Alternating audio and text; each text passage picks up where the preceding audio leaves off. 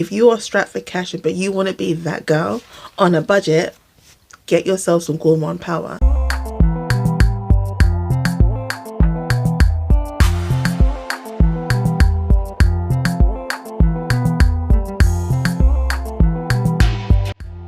Fragrance lovers, you know I couldn't resist. My 2025 fragrance haul is here thus far, and I have some absolute amazing gems to share with you today. From luxurious powerhouses to hidden gems, I have a mix of everything. If you love long-lasting, compliment-getting fragrances, then this is the haul for you. Let's dive in. So first up on my list of gorgeous fragrances, I have Mad Honey by Born to Stand Out. Now, I came across this beauty when I went fragrance shopping with some friends in January, and we went to Javoy in Mayfair, and we had a good old fun time just sniffing away. And then I smelt most of what the house had to offer, but this one really stood out, and that's Mad Honey. Mad Honey is absolutely stunning. It's a delicious honey-infused fragrance. She's warm, she's boozy, she's sweet. The vanilla and patch is creating this lovely kind of warm, sweet base. The rose is really plushy in here. It's very Moorish. It's very deep and dark and sensual. And I thought, wow, I have to have you. On first spray, this is very honey-like. So it's really honey-infused fragrance. Very warm, very ambery, slight animalics from the mix of the honey and the patchouli, I'm assuming, but only just. You've got lots of vanilla and powdery tones in here as well, which is really lovely and soft. It's a scent that would be great for the evening in summer or day or night in autumn, winter. It's completely up to you, but I will be sporting this throughout the year because this scent is stunning. So it's worth noting that Born to Stand Out has a synthetic ingredient called Orchanox. Orchanox is an ingredient used to beef up base notes to create depth and longevity. So think your musky notes, your woody notes, your ambery notes. And it's worth noting also that it's a more sustainable alternative to natural ambergris as well. So they're doing their part for the environment. Win-win. And that is Mad Honey by Born to Stand Out. So here we have one on my list that blew me away when I first smelled it last year. And then I kind of forgot about it, and then I kind of remembered when I went on my sniffing excursion in January with my friends. And I'm obsessed. I think it's definitely one of the best out of the bunch I've got here to show you guys today. And again, I am obsessed with this one. And I'm talking about none other than Patchouli Paris by Guerlain. I love this fragrance. This fragrance is so me.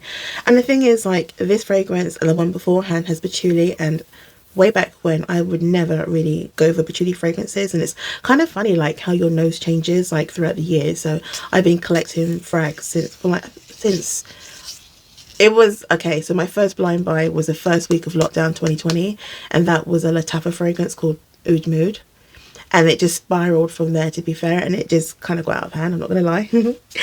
But anyway, I digress. Yeah, so from back then to now, and my growing love for patchouli is insane because I couldn't stand it before, and there's a reason for it, and I will explain that maybe in another video which is more patchouli targeted, but not today. Again, so this is Patchouli Paris by Guerlain. Obsessed, love her. Sorry, shouldn't say that again. Love this fragrance. So Patchouli Paris, when you get that first spray, you get this really gorgeous like chocolatey patchouli kind of vibe, and it's the first fragrance where I've actually experienced a chocolatey patchouli, because I can smell that rich, deep chocolate cakey vibe from the patchouli that's slightly earthy, and then you get the freshness and that brightness from the aldehydes, and then when it's mixed with this musky undertone, it's gorgeous. So your patchouli is deep, dark and sensual, but your aldehydes bringing that brightness, that spark, but it's not really effervescent or fizzy. It's just bright and fresh and musky with a slight citrus twist. This fragrance, oh, and it's slightly powdery as well because of the iris note in there as well. This fragrance, it just drums up so much emotion in me. When I wear it, I feel powerful. I love when frags do that to you. Like, it makes you feel kind of invincible, and Patchouli Paris is that girl. The notes are aldehydes in the top, iris in the middle, then you've got in the base patchouli, ambergris and vanilla. And what I love with this collection, like, it just smells so natural. No harsh chemicals, no synthetics. They last for ages, especially on clothing. And the projection and sillage with this that I get is amazing. Again, I am a hijabi, so I do mostly spray on clothing because I'm always covered up, but I always test on skin. If you're interested with any of the fragrance I'm going to talk about, don't forget to get yourself a sample and try beforehand. And also, like, guys, if you are liking my content, please subscribe, hit the like button and the notification button, and share my videos. Any comments you have to say, put it in the description box. And have you tried any of the 2 frags I've spoken about thus far? If you have, please put it down in the description box.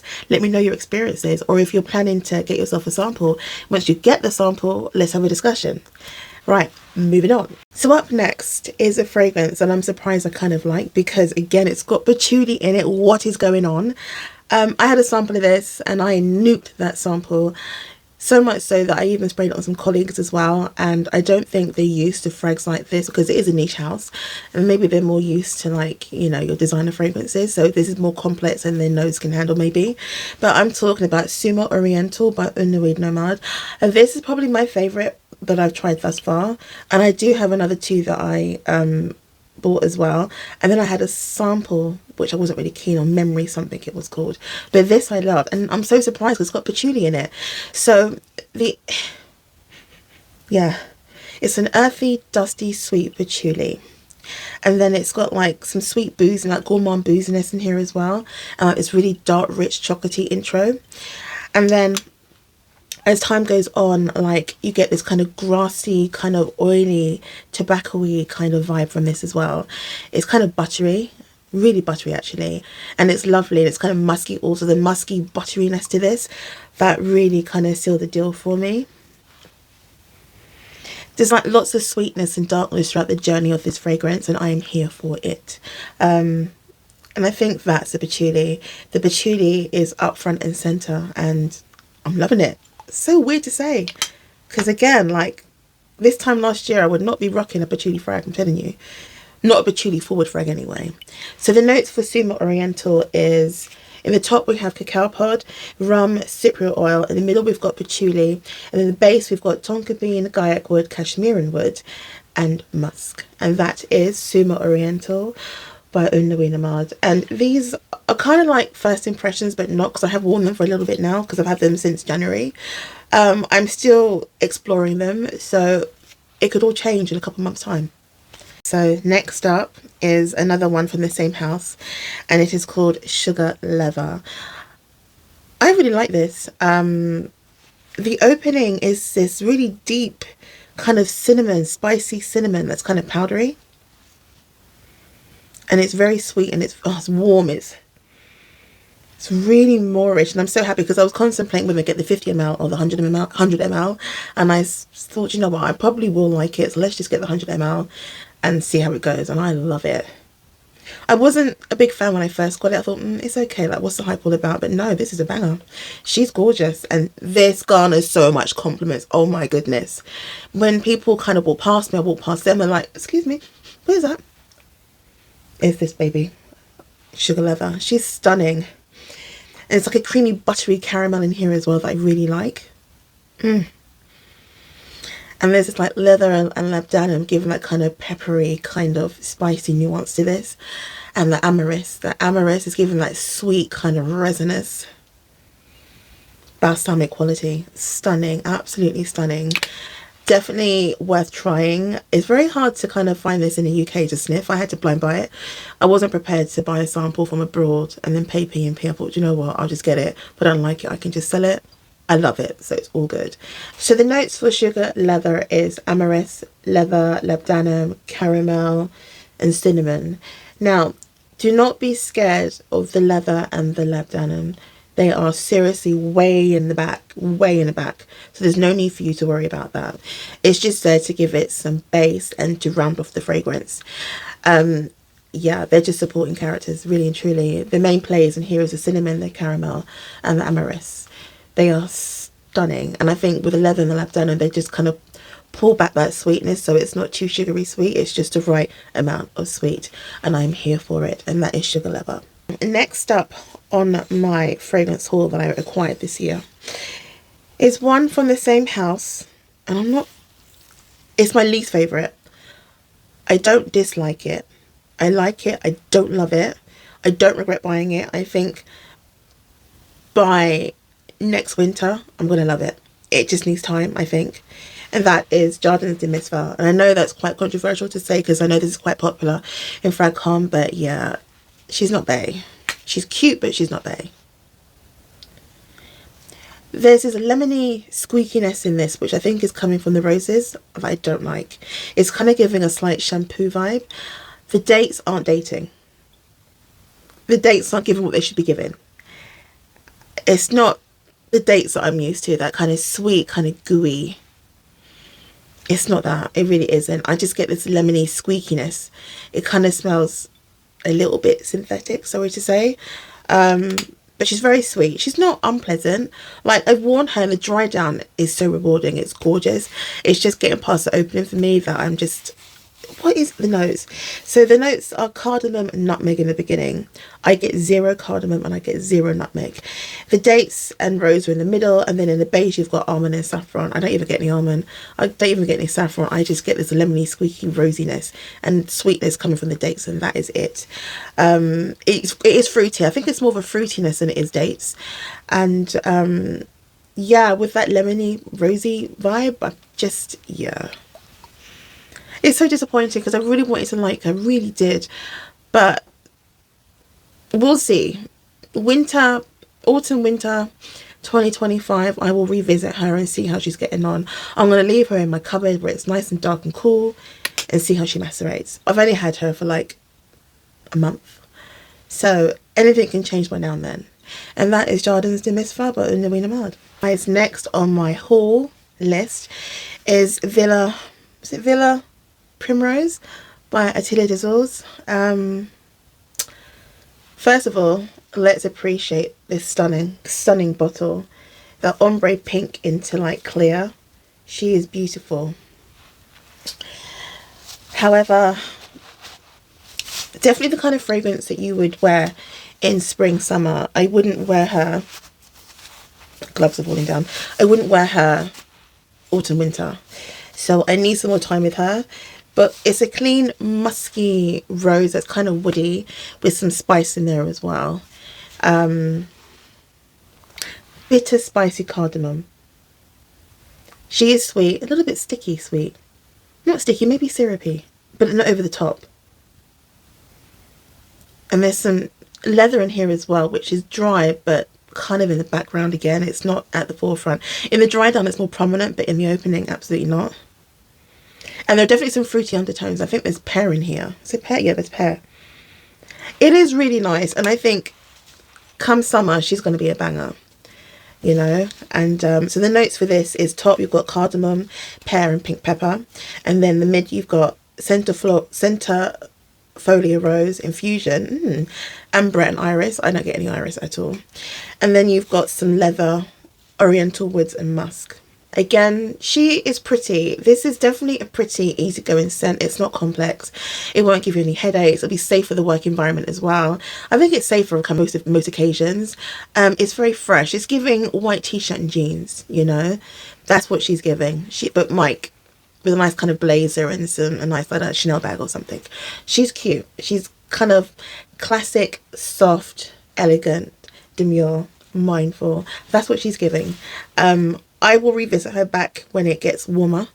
I will probably dust her off in March, April and see how we get on. It's definitely a big like, not a love, but a big like. I'm glad I have her because stunning to look at and she does smell really good. Quite spicy though, like spicy, leathery. And then you've got that bitter cardamom as well. But definitely worth a sample. And have you tried this? Has anyone tried this? If you have, let me know in the comment section. And again, don't forget to like, comment and subscribe. What I have here is so much bang for your buck. It's ridiculous. Really gorgeous. This is by Federico Cantelli and Gourmand Power. Is it Power? Yeah, this, wow. The best way I can describe this fragrance for you to understand. Bianco Latte with a mix of More Cafe by Mancera. It's the two together, kind of really creamy, really milky with the coffee and the caramel. Really nice, and it's so inexpensive. This was 50 ml and it cost me like, it was like under £40, and the 100 ml is like under 70 quid. And for what you're getting, this is amazing. If you are strapped for cash but you want to be that girl on a budget, get yourself some Gourmand Power. This is fantastic. She has that kind of spicy caramel, dark bitter coffee, and then you get this sweetness. The sweet with the lactonic, stunning. It's actually giving all that toffee nut latte you can get in a Costa Coffee. Is it Costa Coffee? Yeah, gorgeous. So the notes for this is top notes panna cotta, vanilla and pear. Your middle notes is caramel and milk, and then your base is vanilla, milk and honey. This is a gourmand girlie's dream fragrance, especially if you're coming out of school, you're going into college, you want to be that girl, you want to smell edible, like really gourmand. This is it. This is going to be bae for you. And again, that's by Federico Cantelli, and that is Gourmand Power. So coming up next is one of my favorites from my haul, and I got a sample first and I sniffed her and I became obsessed. I became obsessed with Jupilo, and it's Grenache. Stunning. This fragrance, it's sweet, it's a touch nutty, which is surprising because again, I'm not a nutty girl, but I'm not a girl who likes nuts in her fragrances, but I get the nuts, I get slight marzipan vibe as well, and I'm not really into that kind of note either, but this is so well blended and crafted that I'm obsessed. Literally with the house, I got another one which I will review in another video, but Jupilo is really arousing my interest, let's say. I want to explore a lot more of the brand. Anyway, so the opening is saffron, and lots of saffron. The saffron is spicy but not metallic, and this is an underlying sweetness as well. It's giving like a smooth kind of leathery undertone with the saffron, and then you get like this kind of sweet fruitiness from the raspberries and the strawberries, and then like a sweet tartness from like a slightly booziness from the vino in here, like the red wine I think it is, and then some light feminine florals to add a touch of class as well. There's also praline in this also to give some lovely sweetness. There's vanilla, there's sweet and milky nutty undertones in here as well. The best way I can describe this scent is literally a grown-up version of, more grown-up, more unisex version of Le Capitale, but they don't smell the same. In the same kind of nuance, but they're not the same fragrance. They're their own fragrances. But you kind of get the gist of what I'm saying. This fragrance is definitely a certifiable banger, and she lasts all day. It's an extrait. And there is some nice projection. I would say an arm's length. Not much sillage, but great longevity because it is an extrait.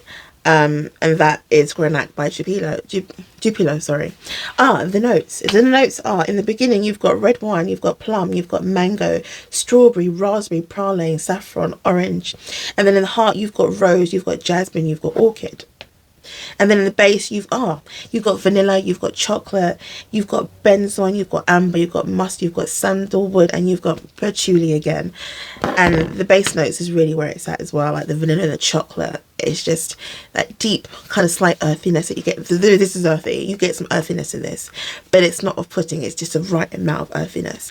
And then you get like the slight creaminess from the sandalwood and the rose as well. And just that jammy, floral, rosy, slight nutty, milky caramel. It's vanillic. It's gorgeous, really gorgeous. Try and get yourself a sample. I got this from indulge.com. They're based in London, and they're quite good with their samples. And you can buy a pack of samples from them, like from the whole entire range of this house, for like £30 or something. And I highly recommend. And that is Grenache by Jupilo. Gorgeous fragrance. That's a wrap on this fragrance haul. I'd love to hear from you. What's your latest fragrance pickup or your all-time favorite scent? Drop me a comment below and let's chat. If you enjoyed this video, don't forget to like, subscribe and hit that bell so you never miss a new fragrance find. Thank you for watching, and I'll see you in the next one. Stay confident, stay fabulous, and most importantly, keep smelling amazing.